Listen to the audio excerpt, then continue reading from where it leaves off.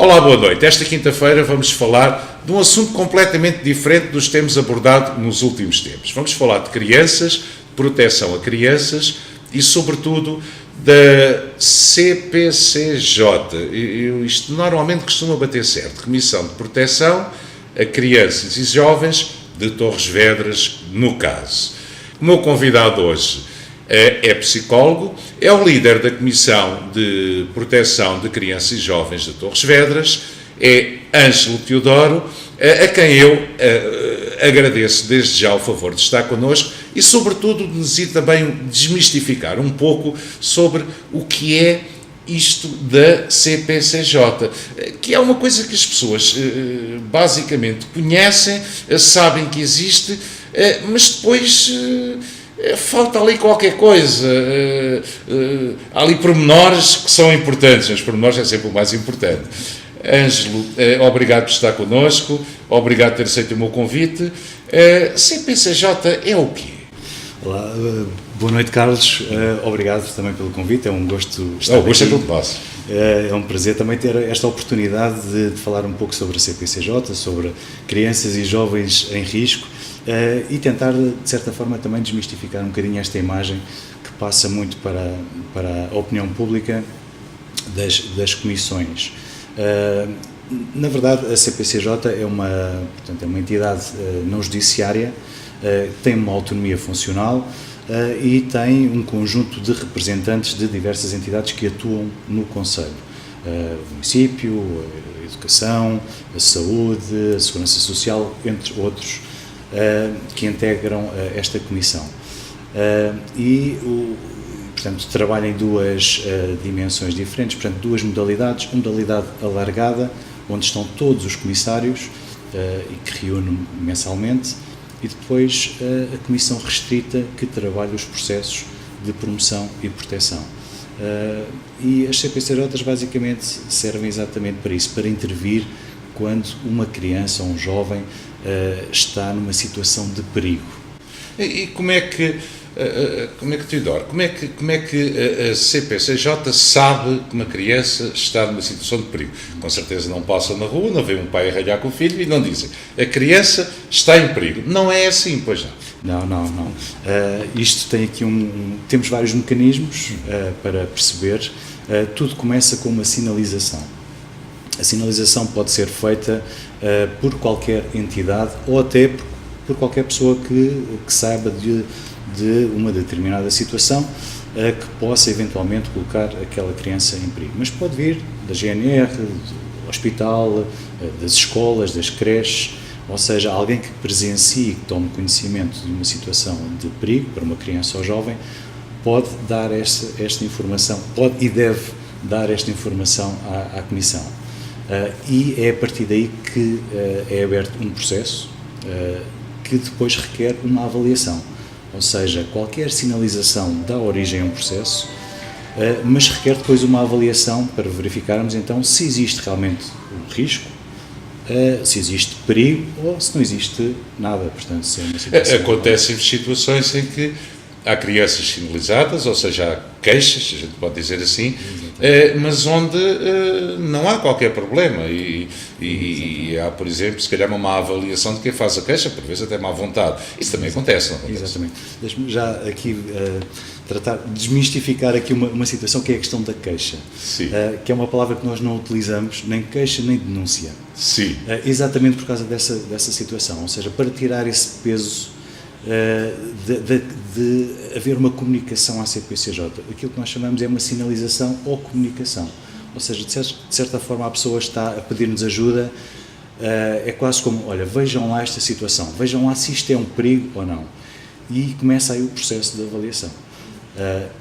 A partir daí temos vários mecanismos para avaliar então o risco, o perigo ou então outra situação, pode ser um mal-entendido. Até já tivemos várias situações que não passaram de mal-entendidos e o que acontece aí é o arquivamento normal do processo. Há outras situações que são mais complicadas e aí temos de fazer efetivamente uma intervenção. Vocês trabalham também em colaboração direta com as entidades judiciárias ou não? Também trabalham, depois isso acaba tudo por ir parar ao tribunal, que é o juiz que decide depois isso em última instância, ou são vocês que decidem? Acaba por haver aqui uma decisão, mas deixe-me contextualizar primeiro, para percebermos onde é que se situa a CPCJ aqui na relação com os tribunais e com a comunidade. Portanto, podemos olhar para as escolas, para os hospitais, para as outras entidades como entidades de primeira linha, ou seja, têm o dever de assegurar a proteção e o bom desenvolvimento das crianças e dos jovens. Quando alguma coisa nessa primeira linha falha, é então aí que sobe à segunda linha, e é na segunda linha que está a CPCJ, ou seja, intervém e só deve intervir quando algo na primeira linha falha, por alguma razão também, que pode ser até falta de vontade dos pais ou alguma falha nas instituições, então sobe à segunda linha. E quando nós não conseguimos então encontrar uma solução, sobe então aos tribunais, sobe então ao Ministério Público neste caso, e pode então tornar-se um processo judicial. Portanto, tem esta pirâmide de funcionamento. Portanto, na primeira linha estão todas as entidades, está a comunidade que tem esse dever de assegurar a proteção das crianças. Se alguma coisa falha, sobe então à segunda linha, que é a CPCJ, e então, por fim, está o Ministério Público. E antes disso, ainda os próprios pais, que têm os filhos à guarda, que os têm, que não são propriedades dos pais, claro, nós sabemos. Isto é uma forma antiga de ver as coisas, porque a educação também mudou muito nestes últimos anos. A forma de alguns pais se enquadrarem com os filhos, a forma de educarem os filhos, por vezes também é mais ou menos correta, mas também isto é uma questão cultural, não é? Deparam-se muito com situações dessas, não deparam? Sim. Essa questão dos pais não serem donos dos filhos é interessante, não é? Porque efetivamente os pais têm um conjunto de direitos, mas têm um conjunto de deveres também que têm que ser respeitados, não é? E portanto é esse equilíbrio que torna a parentalidade mais positiva, portanto, e com resultados também sobre a educação. E é verdade que a educação tem tem vindo a evoluir, não é? A forma de como os pais também olham para a educação também tem vindo a evoluir, e nós, até aqui nas problemáticas, conseguimos perceber que há uns tempos, se calhar, incidiam mais sobre o que é que são maus tratos e o que é que não são, o que é a educação mal direcionada. Exatamente, isso mesmo. E tem meios para aconselhar os próprios pais e para tratar com os próprios pais, em vez de estar a tratar do problema da criança. Estão sempre a tratar do problema da criança, não é? Portanto, no fundo, a ajudar os pais, estão a ajudar a criança. Mas tem meios para isso também. Esse acompanhamento também é feito. Sim. Em primeiro lugar está sempre a criança, não é? De qualquer forma, toda e qualquer intervenção é sempre num ponto de vista sistémico, ou seja, olhar para a família, olhar para o agregado, perceber o contexto em que aquela criança está inserida e depois intervir também sobre esse contexto. E passa muitas vezes pelos pais, por alterar comportamentos, por ajustar comportamentos, ajustar atitudes também, e é feito esse acompanhamento aos pais, e muitas vezes é solicitado também aqui uma mudança quer nos estilos parentais, por exemplo, quer noutros pontos de vista também aos pais. Portanto, é fácil os pais compreenderem isso, adaptarem-se e mudarem o seu próprio comportamento. Isto é uma questão cultural, por vezes é capaz de não ser assim tão fácil quanto isso. Como é que se sente essa? Esse é o grande desafio. Esse é o grande desafio. Deixe-me só dizer uma coisa, que nós só intervimos também com o consentimento dos pais. Numa primeira instância. Exatamente. O processo é aberto aqui. A primeira coisa que nós fazemos é chamar cá os pais ou responsáveis legais. Sim. Portanto, a criança pode estar entregue à avós ou outro responsável legal, que tem que dar o consentimento para a nossa intervenção. Ou seja, nós só podemos intervir, e este ponto é fundamental, porque é isso que nos torna mediadores. Se um pai não quiser que o filho tenha processo na CPCJ, ele pode dizer: eu não dou consentimento. Bem, mas aí assim está sujeito a ter um processo em tribunal, que é muito mais grave, e aí os tribunais é que não têm essa sensibilidade. Vocês, claro, têm essa sensibilidade e jogam com estas situações todas, como como o Teodoro disse, são mediadores, não é? Os tribunais não tanto, os tribunais decidem. Exatamente. Ou está a correr bem e ficam com o filho, ou está a correr mal e o filho vai ser institucionalizado, é assim que se chama, não é? Sim. Não têm esse entretanto, esse intermeio. Já tem mais. E nós temos aqui o Tribunal de Família e Menores e conseguimos perceber que existe já uma grande sensibilidade por parte de quem toma decisões. Sim. Em vários aspectos também relacionados com a família, relacionados com a criança, relacionados com os jovens. E, portanto, também não há que ter medo do processo judicial, exatamente, e do tribunal. O tribunal está ali para tomar boas decisões. E também, portanto, há aqui uma imagem dos tribunais também, se calhar, a desmistificar, não é? E nós percebemos, neste contacto frequente que temos com o tribunal e com o Ministério Público, que existe também uma cada vez maior sensibilidade para todas estas questões da família, do desenvolvimento dos jovens, porque, quer dizer, uma institucionalização causa ali um choque tremendo também na vida do jovem, no seu desenvolvimento, e, portanto, essa é sempre a última opção. Isso só pode ser válida se não houver mesmo outra opção junto da família, não é? Exatamente. Agora, uma pergunta que toda a gente faz, há uns tempos atrás, aparece-nos uma decisão de um juiz do norte do país, eu também não sei de onde, mas do norte do país, foi falada, em que o pai vai parar a tribunal, ou os pais vão parar a tribunal, porque deram uma pequena palmada a um filho, alguém viu e meteram em tribunal e aquilo chegou lá. E a decisão foi um pouco no sentido de aquilo ser educativo. Não é dar uma carga de porrada no miúdo, tudo bem, sim, não é educativo de certeza. Até que ponto é que isso pode ser ou não considerado educativo? Há casos em que sim, casos em que não. É sempre, nunca é possível. Qual é o vosso entendimento disso? Com certeza que pode ser, quer dizer, depende do contexto. Que acontece. Exatamente. E é possível ver, por exemplo, se os pais, noutras dimensões, são pais protetores ou não. Ou seja, se cuidam, portanto, tomam ali conta de outras dimensões da vida do filho e, a dada altura, deu ali uma palmada. Ok, aquilo é devidamente contextualizado.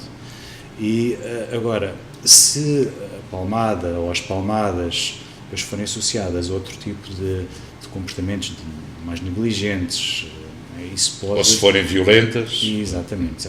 É engraçado que há pouco tempo vi um estudo muito interessante e também, de certa forma, é curioso, e que dizia que as mães, isto era um estudo com crianças mais pequenas, as mães, quando davam assim uma palmadinha nos filhos, tinham tendência, passado ali algum tempo, de ir ter com eles, explicar, dizer, estás a ver, foi por causa disto, ou, portanto, tinham ali um gesto de reparação daquela palmada que davam. Enquanto outras mães que exerciam ali alguma violência mais verbal, depois não tinham este gesto de reparação. Ou seja, nesse caso, era melhor essa pequena palmada do que... Eu recordo-me, nunca bati nos meus filhos, eles... Claro. Samuel, Rafael, é verdade, porque acho que não é por aí, nem é necessário, mas eu recordo-me, penso com o meu mais velho, dele chegar já sem maiorzinho e a mãe com o chinelo atrás e ele dizer, mãe, mas só estás a cansar, deixa-te disso. Isso acontece um pouco, é mesmo educativo. E de certeza absoluta que não doía, não era com violência, pessoas com violência, e a reação do próprio miúdo não seria essa, não é? As mães, eu acho que lhes dói mais a elas, uma verdadeira mãe, dói mais a ela se bater no filho ou se der a tal palmadinha no rabo do filho ou coisa parecida, do que ao próprio filho. Sentem isso também, não sei? É verdade. E por isso é que depois há esse movimento também de reparação, de ir ter com ele e de dar-lhe um mimo também, e de certa forma reparar muitas vezes aquela palmadinha que é dada. É claro que existem outras formas não agressivas de educar, não é? Como estava a dizer, sim. Se calhar há pais que nunca tiveram essa necessidade e que arranjaram outras formas também de educar. Agora, claro que uma palmada também não é por aí. Não coloca a criança numa situação... Vamos pôr a violência de fora, claro. A violência é violência, claro. E acabou. É quase como o ralhar, como nós costumamos dizer, o ralhar é educar, o ralhar coisas razoáveis, não é? Não humilhar, a humilhação é uma coisa diferente. Que tipo de casos é que normalmente vos aparecem na CPCJ aqui em Torres Vedras? Por exemplo, no último ano tem casos muito complicados, ou não? Sim. Este é o período em que nós estamos também a É que eu meti já a falar da parte mais crítica, mais da parte processual, mas pronto, lembrei-me do tal juízo. Nós temos vindo também a observar aqui uma evolução, mesmo nas sinalizações e nos processos que nos aparecem cá, e aparecem situações complicadas no sentido em que são, portanto, existem várias causas, ou seja, chega uma sinalização e percebemos que não é só aquilo, ou seja, depois de fazer a avaliação, existem maus-tratos, ou existe também negligência, ou existe também ali negligência afetiva, portanto, existe ali um conjunto de fatores que contribuem para que a situação não seja fácil de resolver. Portanto, não é só um fator que contribui para aquela situação, ali uma multiplicidade de fatores. E isso torna, muitas vezes, a situação mais complexa de resolver. E nós temos percebido que há um aumento destes casos. Portanto, e perceberam, derivado a quê? Há algo que leve a esses casos a aumentarem ou é acidental? Não, possivelmente tem a ver com a evolução também da sociedade. E o stress. Do stress, exatamente. Nós, por exemplo, no último ano, tivemos aqui um aumento bastante significativo de sinalizações que têm a ver com a exposição à violência doméstica. Ou seja, a criança está num lar, num agregado, onde existe violência doméstica e está exposta a isso. Ou seja, muitas vezes não é o alvo da violência, mas está exposto a essa situação.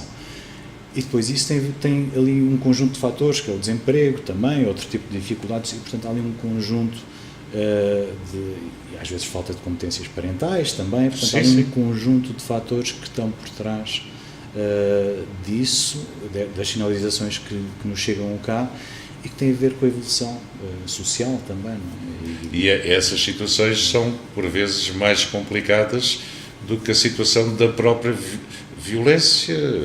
Violência é sempre complicado, mas do que aquelas situações mais complicadas, de mais palmada, menos palmada, essas situações psicológicas deixam marca de uma criança para o resto da vida. Não é? Sim. E nós podemos ver também, há aqui um parceiro muito importante das CPCJs, que são as escolas. Sim. E nós necessitamos sempre da informação dos professores, porque os professores estão todos os dias com eles. E, portanto, conseguimos perceber isso através dos sinais que as crianças passam no dia-a-dia. Ou são crianças que se isolam, ou são crianças que muitas vezes até têm também comportamentos agressivos para os colegas, porque nestas situações... Exatamente. Ou seja, o adulto é um modelo. Se trata dos problemas de forma agressiva ou de forma violenta, ele aprende que pode tratar disso também assim com os colegas e com os jovens. Então muitas vezes é um sinal também. Ou então basta um isolamento também, e às vezes pequenos sinais que... Quer dizer, vocês têm esses sinais catalogados, basicamente, sabem que quando... Não quer dizer que cada vez que aconteça determinada coisa, ou determinado sinal, que isso aconteça. Eu recordo-me aí há uns anos atrás, 5, 6 anos, eu sei de uma criança, porque era uma pessoa que estava relativamente próxima, a gente não mete a mãos pelo fogo em ninguém, só mesmo com este frio que está agora, e mesmo assim não, mas havia uma criança que tinha todos os sinais de sofrer violência, ainda por cima, eventualmente violência sexual.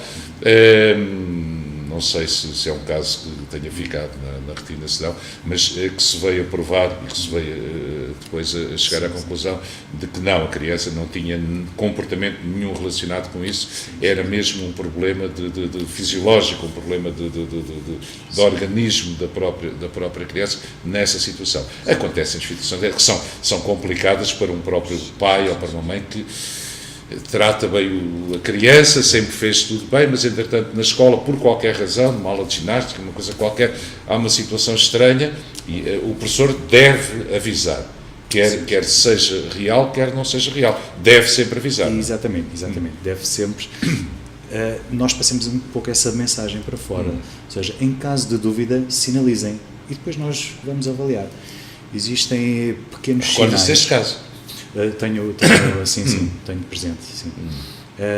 Porque é melhor avaliar e não ser nada, claro, do que não ser sinalizado e estar a acontecer uma situação de perigo e que ponha em causa a integridade psicológica, não é? E física da criança. E, portanto, é preferível ter aqui uma equipa que vá avaliar a situação, que vá tentar compreender esses sinais de alerta. Não é? Existe um sinal clássico de alerta e que muitas vezes não quer dizer nada. É uma coisa muito clara, que é, por exemplo, crianças que no verão levam mangas compridas e muitas vezes é aquele sinal, ele está a tapar alguma coisa. Às vezes não é nada. É mesmo frio, é porque gostam daquela camisola. Exatamente, é aquele estilo. Mas quer dizer, é melhor verificar, é melhor ter uma sociedade que está alerta para esse conjunto de sinais e que vai avaliar e que vai perceber realmente se existe um risco ou se existe perigo, do que não ter, não é? E portanto é melhor pecar por excesso do que por falta no que diz respeito a esta questão das crianças. As crianças. Vocês estão numa fase, o CPCJ Torres Vedras está numa fase, acabou o ano de 2018, que balanço, apareceram-vos muitos casos, há muitos casos em Torres Vedras que vão parar até vós, para serem analisados por vocês. Sim, nós temos tido aqui uma estabilidade mais ou menos em termos quantitativos. Nos últimos anos temos sempre cerca de 170, 180 casos novos. Sim. A isto juntam-se cerca de 30 a 40 reaberturas. Existem também reaberturas de processo. E nos últimos 3, 4, 5 anos tem sido mais ou menos estes números, mais 10, menos 10, portanto há aqui alguma estabilidade, tem a ver também com a população, com a quantidade de população. A análise que nós fazemos é mais em termos da qualidade também das sinalizações e percebemos que existem aqui algumas categorias que aumentam, outras vão diminuindo também. Algumas são mais ou menos estáveis, por exemplo... Quais são os principais problemas que se vos deparam? Existe neste momento a questão da exposição à violência doméstica, que é preocupante. É a principal. Exatamente, é a principal e verificou-se um aumento realmente. Portanto, há ali uma curva realmente acentuada nesta problemática. Depois há um conjunto de problemáticas relacionadas a situações que têm a ver com o direito à educação, ou seja, o absentismo escolar, o abandono escolar, etc., que é mais ou menos estável. Portanto, existem sempre um número bastante significativo de sinalizações relacionadas com estas questões, que é mais ou menos estável.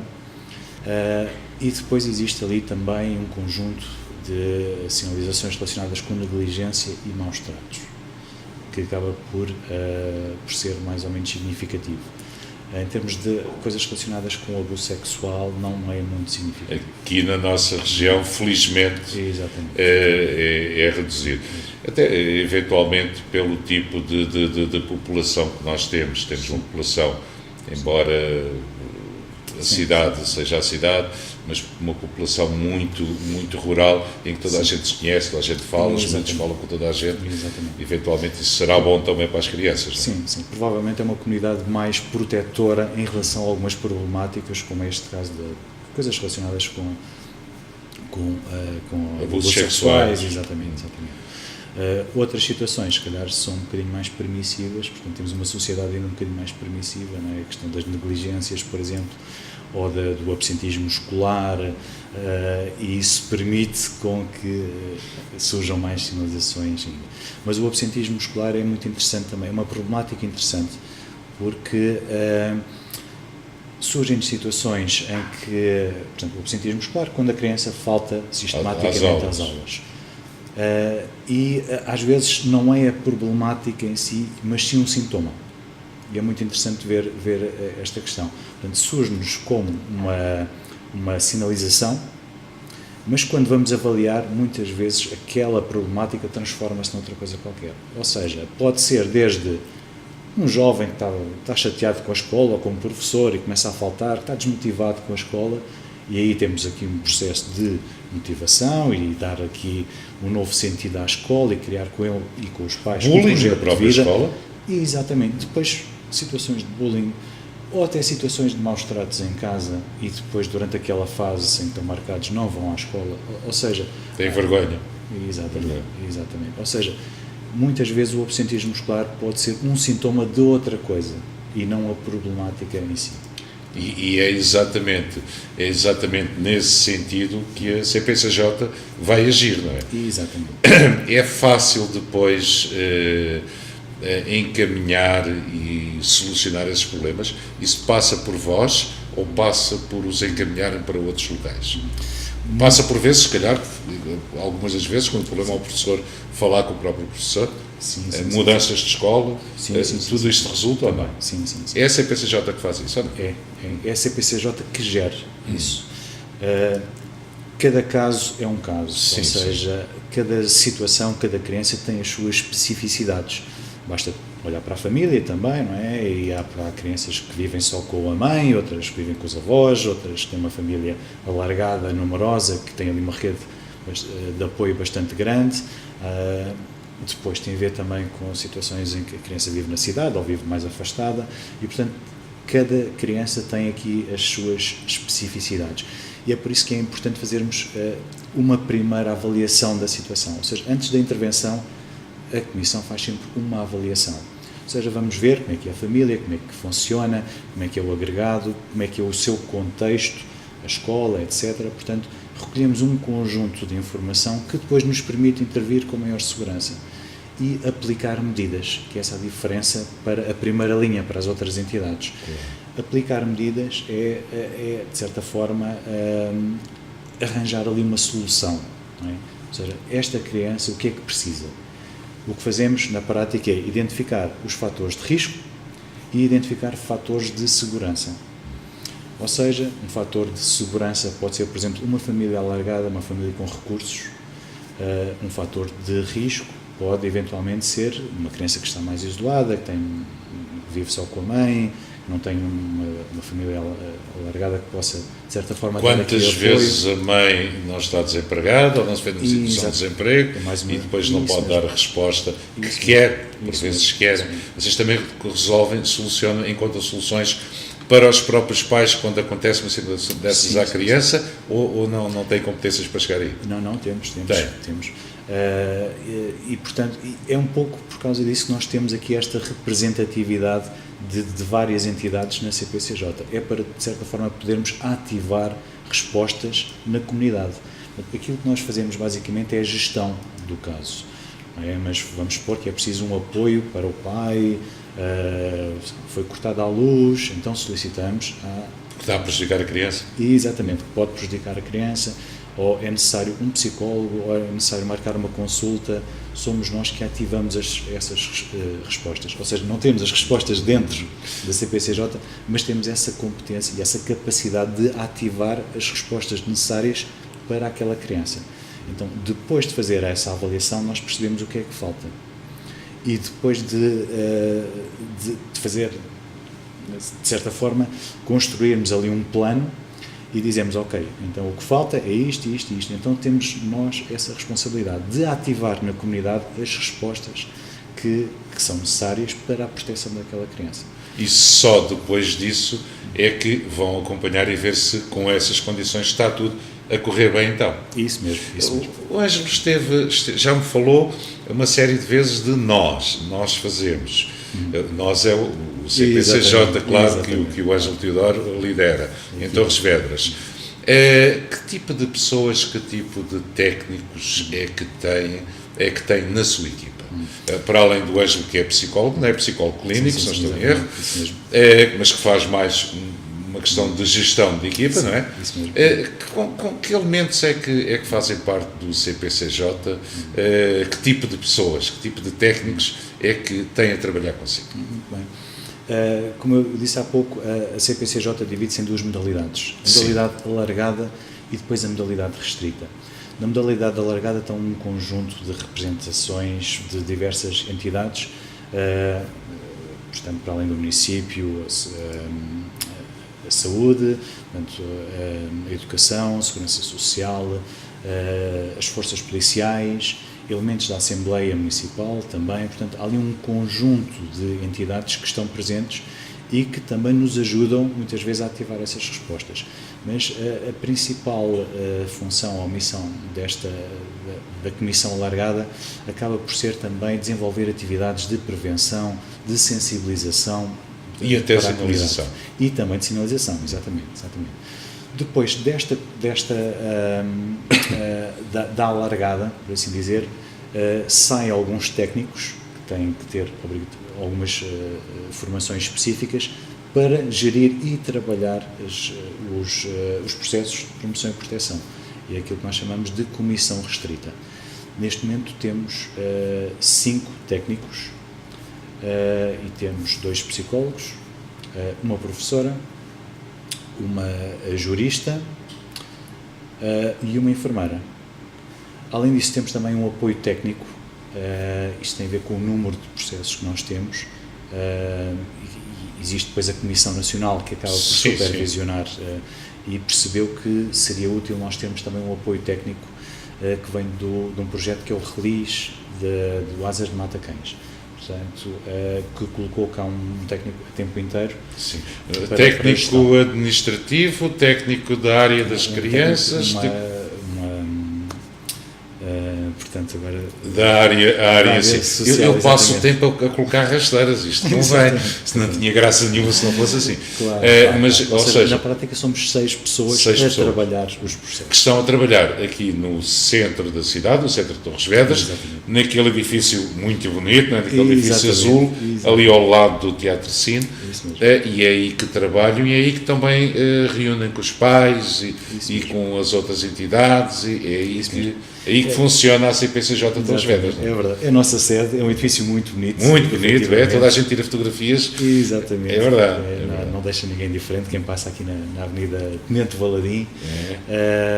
E é ali que fazemos as nossas reuniões de equipa, que recebemos os pais, que recebemos as crianças e muitas vezes fazemos também reuniões fora, em casa ou nas sedes das nossas parcerias também, gostamos de ir visitar os outros, mas é aqui que nós fazemos toda esta gestão mais processual, portanto fazemos ali os atendimentos e toda a nossa intervenção é pensada e gerida ali na casa, é verdade. Ou seja, uma criança que vá para um parceiro, eu estou-me a recordar que tivemos connosco aqui em dezembro um ex-líder também, mas de um outro tipo de instituição, que já não é ele, mas continua empenhado. Um abraço para o amigo Vítor Canas também, que na altura foi muitos anos, e foi ele que criou cá o CAT Renascer, penso que é assim que se chama, Centro Comunitário de Torres Vedras. Se houver algum nome que não funcione, mas a gente sabe do que é que está a falar. Exatamente. Mas uma criança que vá, e por isso é que não são tantas, aquilo é uma dúzia e meia de crianças, isso quem lá vai ser colocado, esse tipo de crianças, que passam a ser muito mais felizes por estarem numa situação destas, que não é o mais agradável, mas é o melhor para elas, são números muito restritos, não é? Sim. E isso é mesmo os casos em que tem mesmo que ser. Sim. Nós conseguimos também verificar que as medidas que nós aplicamos, portanto, nós podemos aplicar segundo a lei, porque existe uma lei de proteção de crianças e jovens em perigo, e nessa lei estão especificadas as medidas que nós podemos aplicar. A maior parte, e se calhar à volta dos 90% deve andar aí, são medidas de apoio junto dos pais, ou seja, a criança fica no agregado e nós vamos apoiar os pais e aquela família a fazer ali alguma alteração. E, portanto, a maior parte tem a ver com isso. Caso se verifique que os pais, por alguma razão, não têm competências parentais ou não têm capacidade naquele momento, pode ser uma situação transitória, então o que fazemos é olhar para a família alargada. Avós, tios. Exatamente, avós, tios, dando sempre primazia ao familiar que tem relações afetivas significativas com a criança. E isso é fundamental, porque eu colocar a criança num tio que está no Porto, que não tem ali relação nenhuma, pode ser também bastante violento para aquela criança. E, portanto, é olhar para a família alargada, perceber quem tem competências, quem tem disponibilidade, quem tem os recursos suficientes para poder apoiar a criança. E pode ser até numa fase transitória também. Vamos supor que o pai tem ali um problema e não consegue, durante um ano, durante uns meses, tratar daquela criança. Então nós podemos propor sempre isso, não é? É aplicar uma medida de apoio junto de outro familiar. Ou seja, por exemplo, deixar a criança com os avós durante um ano escolar. Imagino que um pai emigrou, um pai... Pode ser. Outra situação qualquer, pai esteve preso, um pai... Uma situação dessas, e quando o pai regressar tendo condições, não é complicado depois retirar a criança onde foi colocado e voltar aos pais. Os pais são pais, não é? Exatamente. Ou seja, torna-se ali uma proximidade que torna depois essa transição mais fácil. E de facto pode acontecer isso, ou vamos supor, o pai tem um problema com álcool, ou então vai fazer um tratamento durante 6 meses, uma coisa qualquer, fica bem, avaliamos a situação, ok, muito bem, pode voltar então ao seio familiar, portanto ao agregado nuclear. Mas existe sempre esta primazia das relações afetivas e podemos então, numa segunda fase, olhar para a família alargada. Depois, numa terceira, olhar inclusive para uma pessoa idónea, mas que tenha ali uma relação afetiva com a criança também. Ou seja, já fora da família alargada, mas um amigo da família, que tenha ali uma relação... Que isso acontece muitas vezes, não acontece? Acontece por vezes, muito mais com elas e com as mães e com as amigas das mães. Sim. Há por vezes algumas amigas das mães que são mais mães dos filhos do que as próprias mães. Perdão, mas é um pouco assim, não é? Em alguns casos pode acontecer isso, sim. Mas é também um recurso importante. É alguém que pode estar ali disponível para uma situação que pode ser transitória também. Sim. E, principalmente, é importante se verificarmos que existe ali uma relação afetiva com aquela pessoa. Uma amiga que participou também na educação, que esteve sempre presente naquela família, por exemplo, pode, se calhar, durante um período, tomar conta daquela criança. Se a mãe ou se o pai não o puder fazer. Exatamente. E se não tiver família alargada perto, por exemplo, não é? Que possa também fazer essa... Portanto, será um terceiro nível também. Casos mesmo de violência, ou seja, casos de pais, daqueles... Vocês não podem dizer isso, ou não dizem isso de outra forma, mais técnica, eu diria isto com a sensibilidade comum. Casos de pais que não gostem dos filhos, acontecem situações dessas também. Acontece. Como é que encaram um psicólogo, como é que encaram uma mãe que tem um filho e que, eu não sei dizer isto da maneira, que não gosta mesmo do filho? Há gente que não gosta dos filhos. Felizmente são casos muito raros. Felizmente são casos raros, é uma situação residual, mas efetivamente isso existe. Costuma dizer-se que o amor de mãe é incondicional. Na verdade não é. Na verdade é preciso condições para que aquele amor se desenvolva também, e do filho para a mãe. Muitas vezes isso não acontece, por diversas razões também, até pela personalidade da mãe, e muitas vezes conseguimos, são poucas vezes. Pelo enquadramento também. Exato, mas isso pode acontecer, alguém não ter ali uma relação afetiva com o seu filho, isso pode acontecer.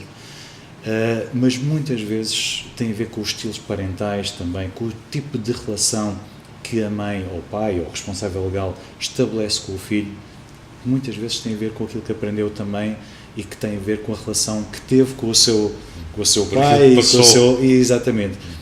E muitas vezes, por exemplo, a questão dos maus tratos físicos, que são, nós temos também algumas situações, e são muitas vezes desvalorizados pelos pais. Um bocadinho com esta justificação, mas o meu pai também me batia, portanto... isso acontece. E há duas situações diferentes. Há o tal chinelada educativa para a palmada violenta ou para a violência. Para um maltrato físico. É fácil vocês perceberem isso, o que é violência e o que é a parte educativa, embora nenhuma delas seja boa, mas pronto. Mas é fácil perceber-se até onde vai o razoável e o que é que ultrapassa o razoável. Sim. Quer dizer, há situações que há sempre ali uma linha cinzenta, sim. mas é mais ou menos fácil de verificar isso.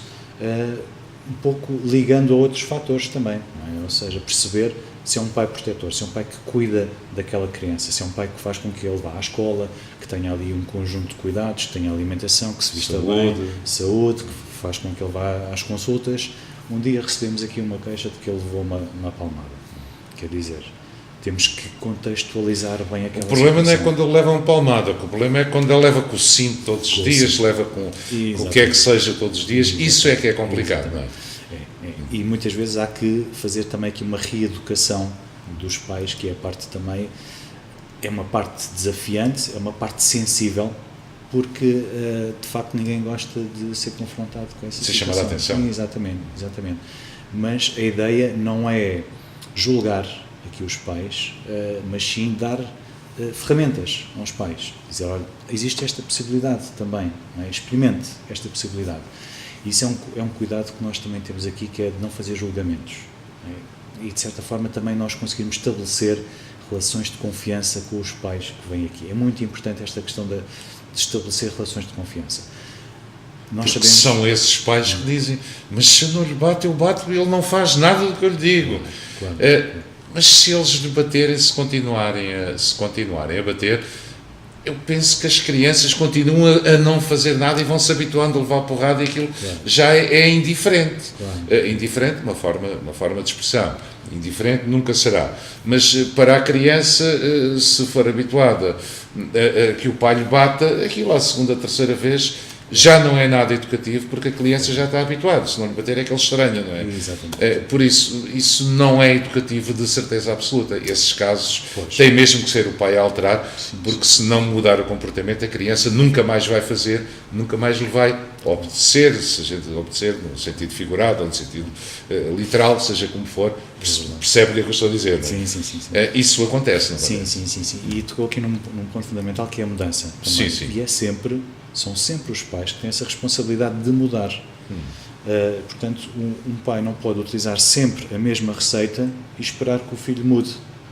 Ou seja, ele utiliza sempre a mesma receita. Coloco-lhe aqueles castigos, de vez em quando uma palmada, e ele responde-me sempre desta maneira. Então, isto, quer dizer, alguma coisa tem de mudar. E então a responsabilidade de mudar é do pai. Então vamos aqui experimentar outras estratégias. Não é? E nesse caso a CPCJ é um local adequado para o pai recorrer, se precisar. O pai deve primeiro procurar aconselhamento, procurar um psicólogo. Por vezes também é o problema do dinheiro, do que o pai ganha, quando eu digo pai, mãe, é indiferente, um dos pais.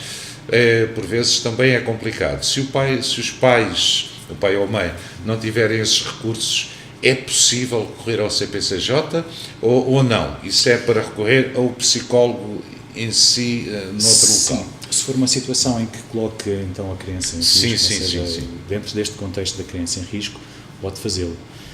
E nós tentamos ativar essas respostas. Nós temos aqui várias parcerias. As respostas na área da saúde mental não abundam também, mas temos aqui alguma capacidade de ativar respostas nessa área. E, portanto, quando é necessário que um pai faça um acompanhamento, muitas vezes passa por isso também. Ou seja, o pai ou a mãe, o responsável legal, que tem de ir ao psicólogo ou tem de marcar aqui uma consulta. E quando o Ângelo me diz saúde mental, as pessoas estão a ouvir e dizem, é tudo louco, tudo... Não.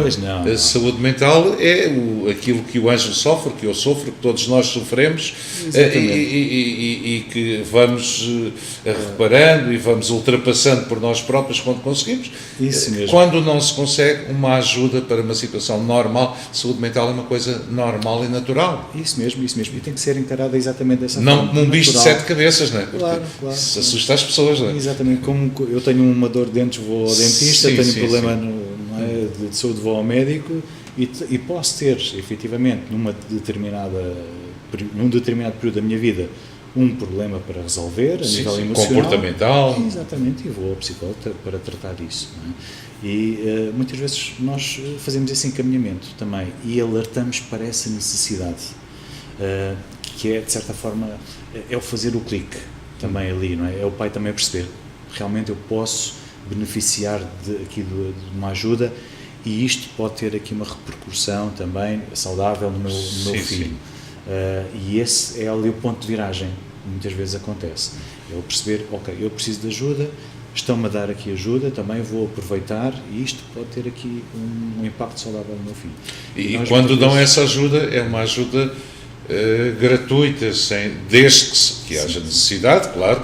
Não é para nós agora queremos um psicólogo ali para a Universidade de Borla e não podem pagar, isso de certeza que não, mas se a criança estiver em risco, se isso for para melhorar a criança e se não houver meios, é então aí que o CPCJ vai ajudar. Isso mesmo. Nós conseguimos, como eu estava há pouco a dizer, dentro das nossas parcerias, a ativar aqui algumas respostas para famílias que tenham alguns problemas económicos, que não consigam efetivamente pagar uma consulta no privado. Então nós conseguimos ativar algumas respostas que são gratuitas, mas que tem de haver o compromisso também do pai ir ou da criança ir também. Mas conseguimos ativar esse tipo de respostas dentro da comunidade. Mas e hoje em dia, por vezes as pessoas podem estar um pouco desenquadradas de valores, mas é mais económico, é mais barato, custa menos dinheiro ir a um psicólogo do que ir ao dentista ou do que ir de longe, não é? De longe. Sim. São valores razoavelmente baixos, uma consulta num psicólogo que me dê um acompanhamento como deve ser. Sim. E é fácil arranjar um psicólogo. Sim. Existe oferta de qualidade também, é importante. Sim. E é relativamente simples e fácil de encontrar um psicólogo, um profissional de saúde mental a um preço relativamente razoável. Aqui a questão tem a ver com aquelas famílias que não podem mesmo. Porque 20 ou 30 euros fazem falta para a comida da criança. Isso mesmo. E é porque chegam ao fim do mês e não têm mesmo. E é para essas que a CPCJ trabalha também. Exatamente. Não há que ter receio de ir à CPCJ. Ou seja, imagina, eu tenho um miúdo, tenho um filho, já são grandes, mas pronto, tenho um filho pequeno agora, sinto que há um comportamento estranho na escola, sinto que há um comportamento estranho com o miúdo, sinto que estou com dificuldades de lidar com ele. Como pai, eu não vou pensar, mas eu vou à CPCJ, eles acham que o problema é meu e vão-me tirar o miúdo. É assim que as coisas se processam. Não. Como é que se processa? Há que ter medo. Não, nenhum. E esta é uma mensagem que é importante que passe também para todos, que é a CPCJ existe para colaborar com as famílias, para ajudar as famílias que podem eventualmente estar ali a atravessar um período mais complicado, mais frágil, e portanto a ideia, nós temos também um princípio na lei que é o princípio de intervenção mínima. E, portanto, isso significa que a CPCJ intervém no essencial só. E quando a situação está equilibrada, a família deve seguir o seu caminho de forma autónoma e, portanto, nós acompanhamos só até a situação estar equilibrada. Mas as CPCJs existem exatamente para dar aqui à família, àquele agregado e àquela criança condições para que possam retomar o bom desenvolvimento e sair de um possível foco de perigo, de risco, etc. Até para a própria vida da criança, não é? Exatamente. Tudo o resto se ultrapassa com muito mais. Ou seja, desmistificando isto, basicamente não são as famílias pobres nem as famílias ricas, não são as famílias com mais cultura ou menos cultura. Problemas com filhos e problemas dentro da família que têm que ser ultrapassados acontecem em todas as famílias de forma geral, não é? É verdade, é completamente transversal. Basta ver, por exemplo, o problema da violência doméstica. Sim. Da exposição à violência doméstica é completamente transversal. E, portanto, é muito difícil aqui perceber que existe aqui um grupo que é mais atingido por esta problemática ou não, porque é efetivamente transversal. E, portanto, é necessário que nós percebemos isso. Muitas vezes, alguns pais chegam aqui com receio também. O receio da CPCJ. Exatamente. E é necessário que se perca este medo também, não é? E que o pai até possa ir à CPCJ visitar e até tirar dúvidas. Eu quero falar aqui com um técnico sobre aqui umas dúvidas que tenho. E nós fazemos isso também, podemos perceber, exatamente, e esclarecemos sobre aquilo que for necessário. Se houver então uma situação de risco, de perigo, nós então temos o dever de intervir, abrir um processo de promoção e proteção, fazer a avaliação e decidir pela aplicação ou não da medida. Mas o processo não é uma coisa má. Não é uma coisa má. O processo é um aconselhamento, é uma questão de, pelo que eu entendi, numa primeira fase, num primeiro patamar, o processo é para resolver situações. Exatamente. É para ajudar, para dar ajuda, não é? Isso mesmo. O processo, basicamente, o que compõe todos os passos que são feitos ali, desde o diagnóstico também, desde o que começa inicialmente com a abertura do processo, aqueles procedimentos mais burocráticos, com o consentimento dos pais e da criança, caso tenha 12 ou mais anos, ou seja, o jovem também tem de dar, de certa forma, o seu consentimento para que nós possamos intervir, e isto é muito importante porque tem de fazer, a dada altura, tem de fazer sentido ao jovem também o nosso acompanhamento, e é importante que ele esteja também envolvido neste processo, enquadrado e que perceba o que é que vai ali fazer, para que não seja uma casa onde vai falar com pessoas estranhas, e portanto temos sempre este cuidado de ouvir a criança. Muito importante esta parte de ouvir a criança também, perceber os seus receios também e até informá-lo sobre os seus direitos, o que é que pode acontecer, os deveres também, exatamente. E por isso mesmo é importante que se perca um bocadinho esse medo de ir à CPCJ, porque é exatamente para isso que lá estamos, para colaborar com os pais, no sentido de arranjar soluções que sejam boas para os filhos. Portanto, porque numa primeira fase, para os filhos quem tem culpa é os pais, para os pais quem tem culpa é os filhos, e no meio disto tudo ninguém tem culpa, não é? É uma situação em que há situações a melhorar. Claro. Isso é um ponto fundamental, é tirar a culpa do processo também. E muitas encontrar vezes, soluções e não culpados. Exatamente. Ou seja, não olhar para os culpados e não estar ali a culpabilizar ou a trazer culpa para as relações familiares, mas sim encontrar soluções. Ou seja, a partir de hoje, o que é que nós podemos fazer? O que é que nós podemos alterar? É olhar um pouco para o presente e para o futuro, em vez de trazer essa questão da culpa para dentro. Porque chegar depois àquelas situações limites em que um filho possa ser retirado a uns pais, a CPCJ não tem interesse nenhum nisso, pois não? Não. É mesmo um limite em que seja mesmo uma situação muito, muito grave. Sim. E isso acontece numa situação, e eu posso também até esclarecer essa questão. Existe um artigo na Lei de Proteção de Crianças e Jovens, que é o artigo 91, que é o procedimento de emergência, que é aplicado, ou seja, que é aquilo que normalmente as pessoas dizem que é a retirada de crianças a uma família. Essa situação só é aplicada, ou seja, nós só podemos retirar uma criança de uma família quando aquela criança está no risco alvo de um risco extremo, imediato, e que possa afetar exatamente a sua integridade física e psicológica. E, portanto, os pais não dão consentimento. Ou seja, porque se os pais derem consentimento, quer dizer que eles estão a colaborar connosco. E os pais não dão consentimento. E, portanto, nesse sentido, ou seja, de retirar imediatamente a criança de um foco de perigo iminente e extremo, então é aplicado o artigo 91, que é a retirada da criança.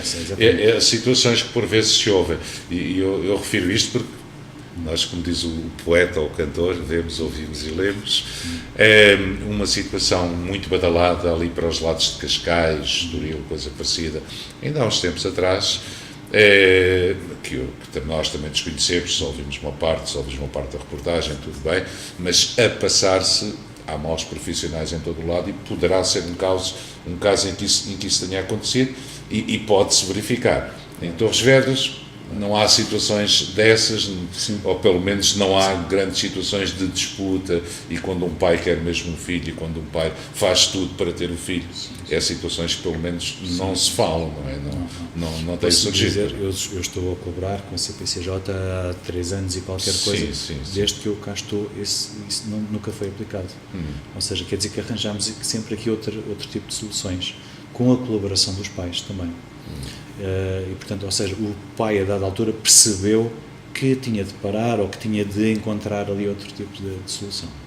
nem que no final perceba, porque se não fizer isso, poderá ir para o tribunal e poderá chegar à situação de morte. Mas bom é soluções anteriores, não é? Exatamente. Porque é melhor sempre um filho estar com os pais, desde que as situações se resolvam, do que estar institucionalizado. Claro que sim. Até porque depois a adoção neste momento é muito complicada. E quando os miúdos acabam por ser adotados já têm uma idade demasiado... É um processo que continua a ser demasiado lento também e, sim. Se bem que nos últimos tempos está a ser um pouco mais rápido, porque se calhar existem também menos crianças pequenas. Institucionalizadas, não é? Sim. Mas ainda em relação à retirada, quando isso acontece, isso é por lei, é sempre necessário que seja validada por um juiz também. Ou seja, não são os técnicos também da comissão que um dia se lembram, fazem aquilo, não é? Ou seja, tem de haver sempre uma comunicação para um juiz e o juiz tem de validar, tendo em conta a justificação que é dada. Pois, mas depois há a grande confiança que um tribunal, até como entidade parceira também, não é?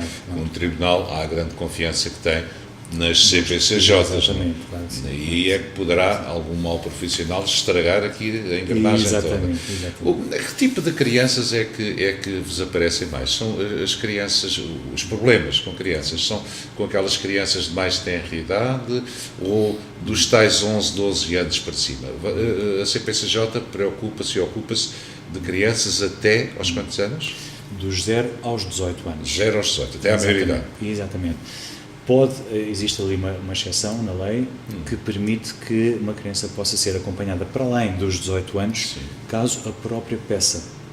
Ou seja, se houver um pedido do jovem, neste caso, dizer, olha, eu preciso de ser acompanhado além dos 18 anos e explicar as suas razões, a CPCJ tem esse dever também de continuar a acompanhar esses jovens, exatamente. Mas o processo tem de ser aberto antes dos 18 anos.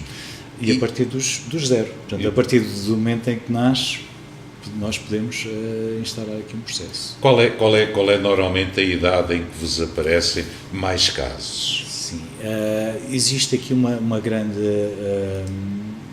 a parte da adolescência acaba por ser problemática também devido a todas as questões que envolvem a adolescência, mas existe também ali dos 0 aos 2 anos, existe também aqui um número bastante significativo, que não devia existir, mas que existe ali dos 0. Isso tem a ver com os próprios pais, que ainda, sobretudo com o primeiro filho, que ainda não se estão habituados, ainda não perceberam que um filho não é mais um objeto que está em casa, não é mais um brinquedo que se tem, e são normalmente muito novos, não é? Tem a ver com isso. Tem a ver muitas vezes exatamente com isso, com essa adaptação à parentalidade, não é? O que é ser pai? Afinal, ser pai é difícil, não é?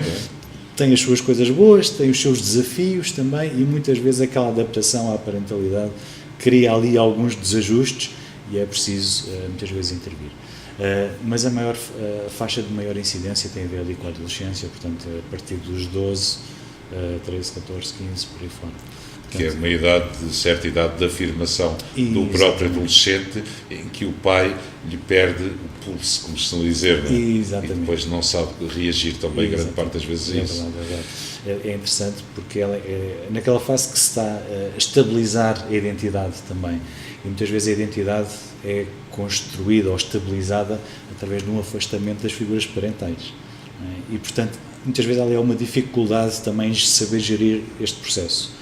Os jovens adolescentes querem ter a sua própria liberdade, a sua própria responsabilidade e estão a perceber quem são, não é? Ou seja, quem sou eu, quem vou ser eu como pessoa no futuro, como profissional, como marido ou como mulher, não é? E muitas vezes eles não sabem responder, mas sabem dizer como os meus pais não, de certeza. E portanto há ali um afastamento das figuras. E depois tem o tal problema dos pais que dizem, mas estás aqui na minha casa, mas sou eu que pago.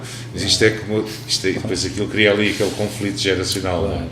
Isso é normal, é natural também. Desde que não haja desafio de ser do pai desenvolvimento, também. Desde que não haja situações graves, o CPCJ nessas... Não.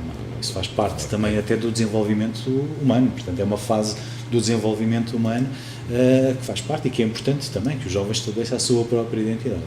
E depois tem a ver também, há aqui outro fator, que é o círculo de pares, não é? Os amigos, Sim. a procura da sua própria tribo, muitas vezes, não é? As influências, que às vezes levam a experimentações também, etc. Mas acaba por ser ali um período bastante desafiante também para os pais, em perceber como é que podem lidar com aquilo tudo e situar-se perante aquilo, não é? Dou mais liberdade, menos liberdade, dou mais responsabilidade, menos responsabilidade, como é que eu giro tudo isto?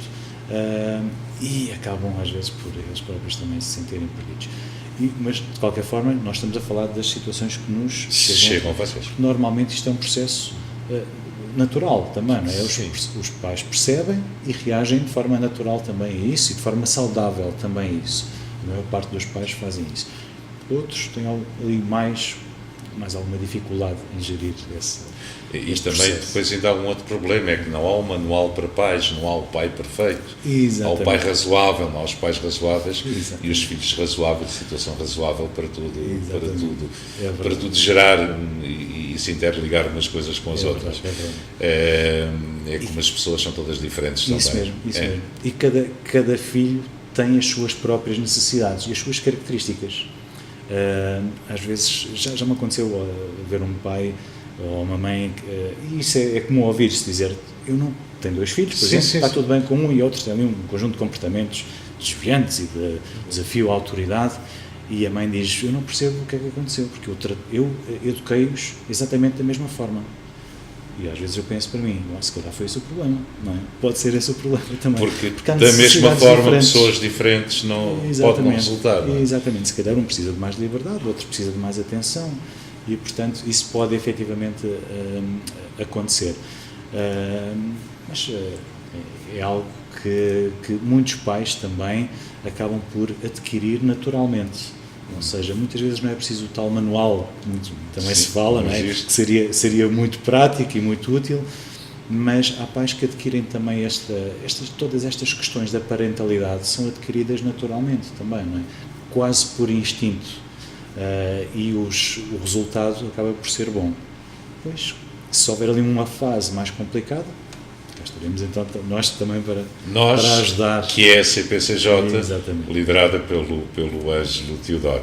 Ângelo, isto, falar de crianças, falar de miúdos, falar de filhos e do desafio que tudo isso representa e da forma de ultrapassar bem esses problemas, de preferência sem ter que recorrer à CPCJ, e se o tiver também é saudável e também não tem nada de mal nem por aí além. Isso mesmo. Nós estávamos aqui a noite inteira, mas depois somos maçadores. Nós falamos e às tantas estamos a repetir. Mas há uma coisa que eu queria pedir ao Ângelo Teodoro, em seu nome como psicólogo clínico e em nome da CPCJ que Torres Vedras lidera, uma mensagem para os pais que nos estão a ver, uma mensagem do que é a CPCJ, já falámos, mas do que é que eles podem contar convosco, quando é que vos devem recorrer a vós. Pronto, a mensagem final, se calhar para descansar muitos pais que nos estão a ver e para os ajudar. Pedi-lhe então que deixasse este espaço todo para si e para falar então com os pais de Torres Vedras. Ora, muito bem, quero dizer que isto foi uma conversa muito agradável também. Falámos aqui de vários temas e se calhar existiam muitos outros temas também para abordar, porque estas temáticas da infância e juventude são realmente muito ricas e há aqui vários prismas também para olhar para estas questões. Mas de qualquer forma, a mensagem que eu poderia passar lá para casa e que se calhar de certa forma quero vincar tem a ver com o papel da CPCJ na sociedade e que, portanto, as CPCJs foram criadas de um ponto de vista também cooperativo, ou seja, nós funcionamos melhor conforme também a comunidade funciona melhor e funcionamos melhor conforme a comunidade tenha mais confiança na própria entidade. E a CPCJ está cá exatamente para isso. Temos um conjunto de técnicos com formação, portanto, pessoas experientes que estão aí prontas para receber os pais, pode ser só para tirar uma dúvida, mas caso sejam chamados à CPCJ, podem ir confiantes de que vão encontrar um conjunto de técnicos que está empenhado em resolver um problema, em ultrapassar ali uma questão e, portanto, em encontrar, acima de tudo, uma solução para aquela criança, para aquele jovem. É, de certa forma, importante que a comunidade, principalmente os pais, tenham confiança nesta instituição, porque esta instituição é composta por várias outras instituições de Torres Vedras. E, portanto, deixo esse apelo e, finalmente, qualquer pai que queira ir lá fazer uma visita, falar com um técnico também, tirar dúvidas, sinta-se à vontade. Nós estamos ali na Tenente Valadim, na Avenida Tenente Valadim, o edifício azul, que já falámos há pouco, muito, muito bonito, e fica já convidado também a visitar as nossas instalações e falar com um dos técnicos e tirar alguma dúvida que possa surgir. Ângelo, obrigado por ter estado connosco, obrigado sobretudo por ter desmistificado um pouco também aquele papão que para alguns pais poderia ter, ou poderá ter ainda a CPCJ.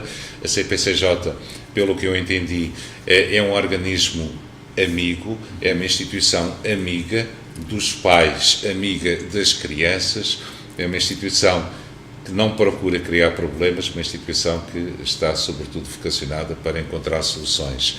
Isso é bom para si que nos está a ver, é bom para si que nos esteve a seguir, para nós e para mim com imenso prazer, e é bom desmistificarmos estas coisas. Na CPCJ encontramos sobretudo um grupo de pessoas amigas para resolverem alguns problemas que se colocam aos nossos filhos ou aos vossos filhos.